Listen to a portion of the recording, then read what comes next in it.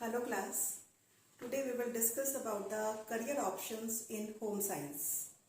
आज हम डिस्कस करेंगे होम साइंस क्या होता है, होम साइंस में कैसे हम अपना करियर बना सकते हैं, क्या फाइनेंशियली हम कैसे अपने आप को स्ट्रॉन्ग बना सकते हैं, उसमें क्या क्या करियर ऑप्शंस हैं और फ्यूचर में होम साइंस हमें कैसे बेनिफिट्स प्रोवाइड करेगा।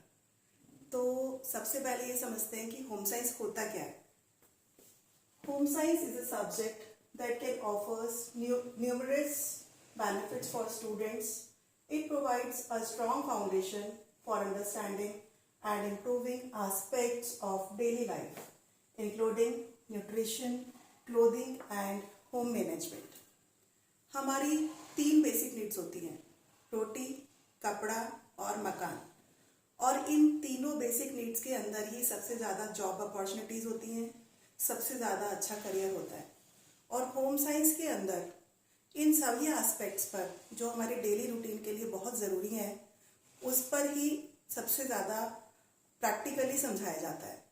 जैसे कि अगर हम बात करें हमारी पहली बेसिक नीड रोटी, तो फूड्स एंड न्यूट्रिशन सब्जेक्ट के अंदर उसको डिटेल में पूरा समझाया जाता है। दूसरा है हमारा कपड़ा। कपड़े से रिलेटेड है हमारा ये सब्जेक्ट टेक्सटाइल्स एंड क्लोथिंग, जिसमें पूरा बहुत अच्छे से डिटेल में इंफॉर्मेशन प्रोवाइड की जाती है स्टूडेंट्स को।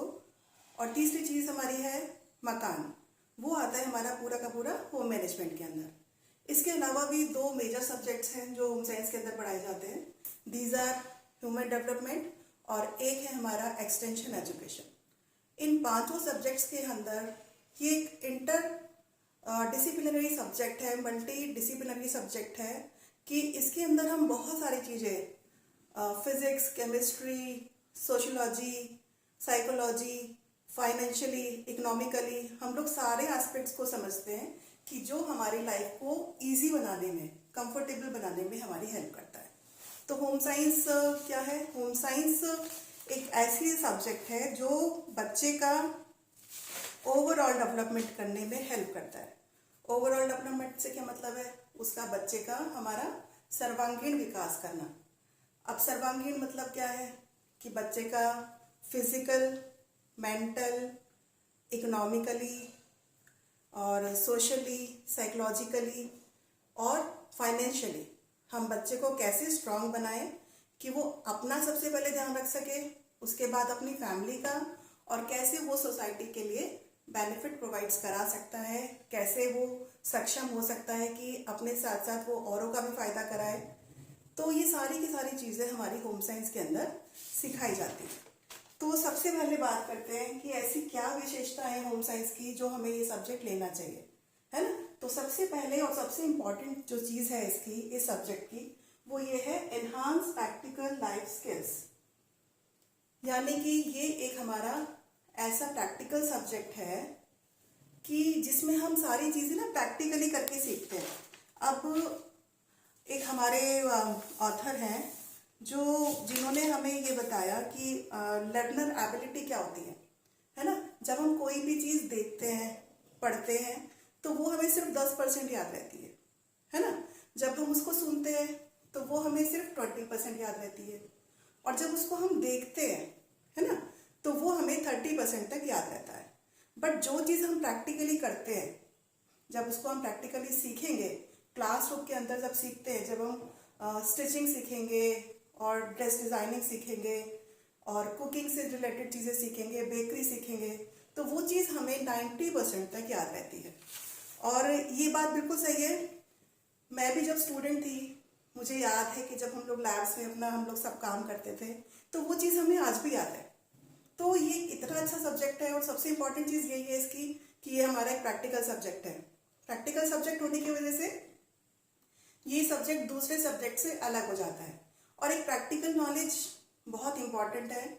और मैंने ये देखा है कि जितने भी होम साइंस के स्टूडेंट्स हैं, उनका अपने फैमिली में, अपने आप में और अपने फाइनेंशियल स्टेटस में, अपने जॉब्स में उनका कोऑर्डिनेशन बहुत अच्छा है। ठीक है। तो होम साइंस एक प्रैक्टिकल सब्जेक्ट होने की वजह से ये बहुत अच्छा एक सब्जेक्ट है, जिसकी वजह से हम अपनी लाइफ को इजी बना सकते हैं। अब इसके अंदर हमारे 5 सब्जेक्ट होते हैं।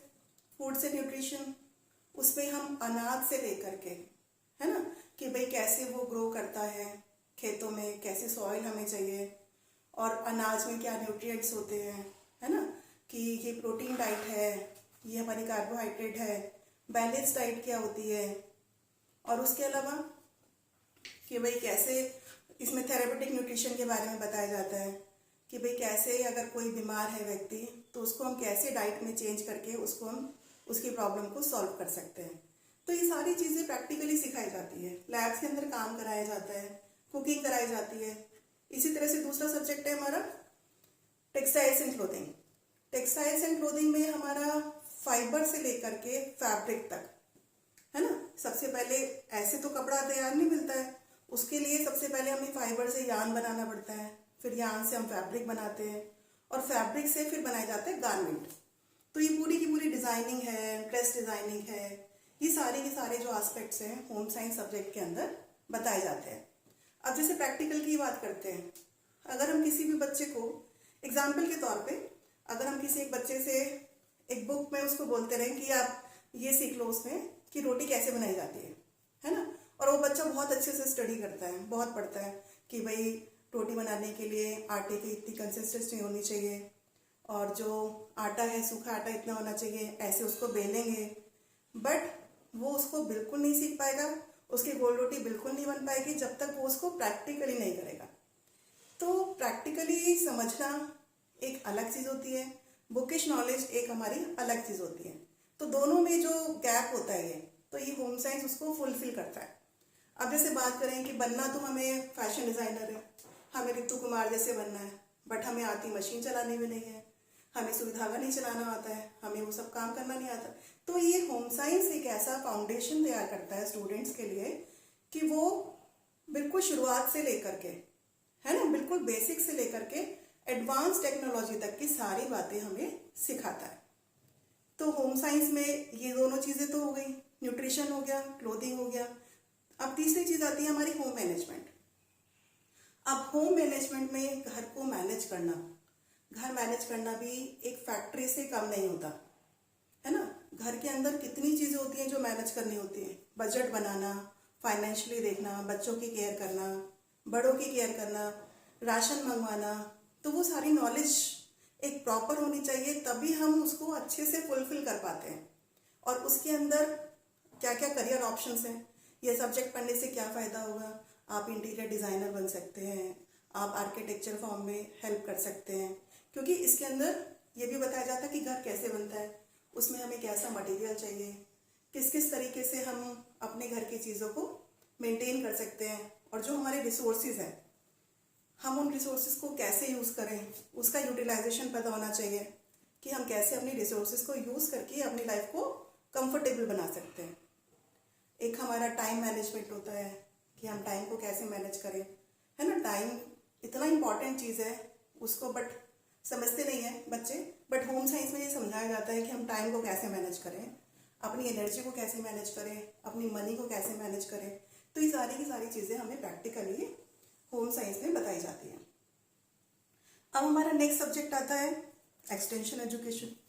एक्सटेंशन एजुकेशन में हमें प्रोग्राम प्लानिंग ऑफिसर्स की तरह कैसे हम कोई भी चीज़, अगर हम रूरल एरिया में जा रहे हैं, है ना, कि हम एक्सटेंशन वर्कर हैं, तो हम कैसे वहाँ पर उनको बताएंगे कि आप इसके अंदर ये चेंजेस लाइए तो आपकी टेक्नोलॉजी अच्छी होगी, आपकी जो फसल है अच्छे से ग्रो करेगी।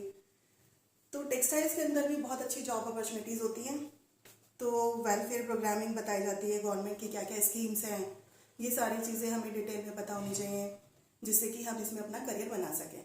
तो प्रोफेशनली भी हम लोग अपना प्राइवेट भी और गवर्नमेंट सेक्टर में भी दोनों भी जा करके होम साइंस के थ्रू अपना करियर बना सकते हैं। इसके अलावा एक हमारा जो सब्जेक्ट है ये है हमारा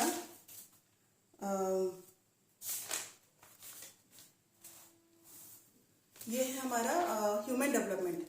ह्यूमन डेवलपमेंट में प्री नेटल से लेकर के हमारा पूरा लाइफस्टाइल में और लाइफ में क्या क्या चीज़ों के लिए ज़रूरत होती है, एक बच्चा कैसे जन्म लेता है, और उसका physical development, mental development, creativity, innovations, ये सारी की सारी चीज़ें कि बच्चों के साथ एक रिलेशन कैसा होना चाहिए, मदर चाइल्ड रिलेशन कैसा होगा, और अगर कोई प्रॉब्लम आती है तो उसको हम कैसे सॉल्व कर सकते हैं।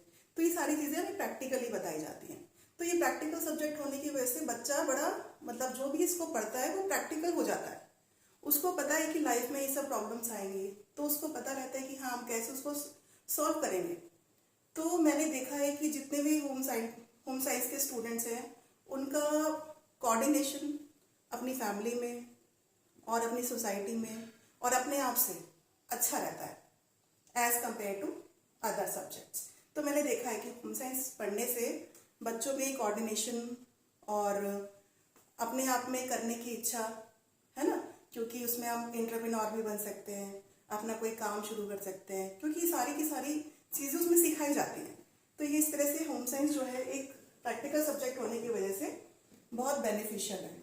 मैंने अभी आपको बताया। दूसरा पॉइंट है हमारा डाइवर्स करियर अपॉर्चुनिटीज। अब दूसरी चीज़ है कि भाई हमारा करियर कैसे बनेगा, इसमें क्या क्या हमारे पास करियर अपॉर्चुनिटीज़ हैं। तो अगर आप MSc फूड्स करते हैं तो आप डाइटिशियन बन सकते हैं, और आप इंडस्ट्रीज़ में आप मैनेजमेंट में जा सकते हैं, है ना, तो सैम्पलिंग डिपार्टमेंट में जा सकते हैं। तो इससे बहुत आपका करियर में आपका, और हमारे यहाँ के स्टूडेंट्स बहुत अच्छा कर भी रहे हैं। अपोलो तक में हमारे students as a dietitian work कर रहे हैं। इसी तरीके से आपका अगर टेक्सटाइल्स में आप MSc करते हैं तो आप अच्छे एक ड्रेस डिज़ाइनर बन सकते हैं, और एक्सपोर्ट हाउस में आपकी जॉब्स लग सकती हैं, आप अपना बुटीक स्टार्ट कर सकते हो। तो ये सब चीज़ें आपकी अर्निंग का एक बहुत अच्छा सोर्स आप लोग होम साइंस पढ़ने से अपने लिए एक सेट कर सकते हो। टीचर की तो है ही आपके पास, आप प्राइवेट कॉलेज में या गवर्नमेंट में आप लोग as a teacher as a professor आप लोग वर्क कर सकते हो। तो बहुत सारी जॉब अपॉर्चुनिटीज़ हैं होम साइंस के अंदर, क्योंकि मल्टी डिसिप्लिनरी सब्जेक्ट है, और सोशल वर्कर की तरह आप काम कर सकते हो, NGOs की तरह कर सकते हो, फैमिली काउंसलर आप बन सकते हैं, और प्रोडक्शन मैनेजर हैं, एक्सपोर्ट हाउसेस में हैं, सैम्पलिंग डिपार्टमेंट में, और एज ए मर्चेंडाइजर आप लोग वर्क कर सकते हो। तो ये एक हमें अच्छी जॉब अपॉर्चुनिटीज़ प्रोवाइड करता है।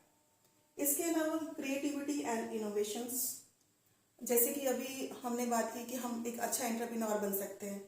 तो हमारे यहाँ के स्टूडेंट्स बहुत अच्छी अच्छी चीज़ें बना करके उसको सेल कर रहे हैं, और बहुत लार्ज स्केल पर कर रहे हैं। जैसे छोटी छोटी बैग्स हैं, आजकल पार्टीज में जो साड़ीज़ के साथ बैग्स यूज़ किए जाते हैं, और कान्हा जी की ड्रेसेस हैं, और अपना कोई भी आपका कुकिंग से रिलेटेड कोई भी आपका चीज़ है, कैंडी है, केक्स हैं, ये सब क्रिएटिविटी करके और ये सब इनोवेशंस करके, जैसे बच्चे एनवलप्स ही बना रहे हैं तो उसमें उन्होंने बहुत अच्छी ग्रोथ करी है, क्योंकि एनवलप्स ही बहुत अच्छा मार्केट दे रहे हैं।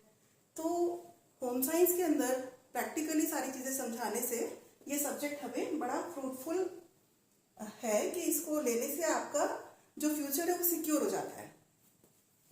अब हमारा जो फोर्थ इंपॉर्टेंट पॉइंट है ये है provide a foundation for personal and professional success. भाई प्रोफेशनली भी और पर्सनली भी सारी चीज़ें इम्पॉर्टेंट हैं हमारे सबके लिए, और कैसे हम होम साइंस के थ्रू सक्सेसफुल हो सकते हैं ये हमने पूरा डिस्कस किया है। तो एज ए होम साइंटिस्ट मैं आपको सजेस्ट करती हूँ कि आप होम साइंस में BSc, UG और PG है ना, पोस्ट ग्रेजुएशन भी करें, जिससे आपकी जो लाइफ है आप सिक्योर कर सकें, फाइनेंशियली स्ट्रांग बन सकें। देखिए ये तो बहुत इंपॉर्टेंट है आजकल के टाइम में, हमें फाइनेंशियली स्ट्रांग होना। अगर हम चाहते हैं कि हम एक सक्सेसफुल लाइफ अपनी जिए तो उसके लिए हमें प्रोफेशनली भी आगे बढ़ना पड़ेगा, चाहे वो हम अपना बिजनेस खुद का स्टार्ट करें या हम कहीं पर जॉब करें। तो होम साइंस एक अच्छा सब्जेक्ट है, आप उसमें अपना एक अच्छा करियर बना सकते हैं। तो मुझे लगता है कि होम साइंस स्टूडेंट्स को ज़रूर पढ़ना चाहिए, क्योंकि ये एक प्रैक्टिकल सब्जेक्ट है, और प्रैक्टिकल नॉलेज होने से वो हमें हमेशा याद रहने वाली चीज़ें होती हैं, और उसमें हम अपना एक अच्छा करियर बना सकते हैं।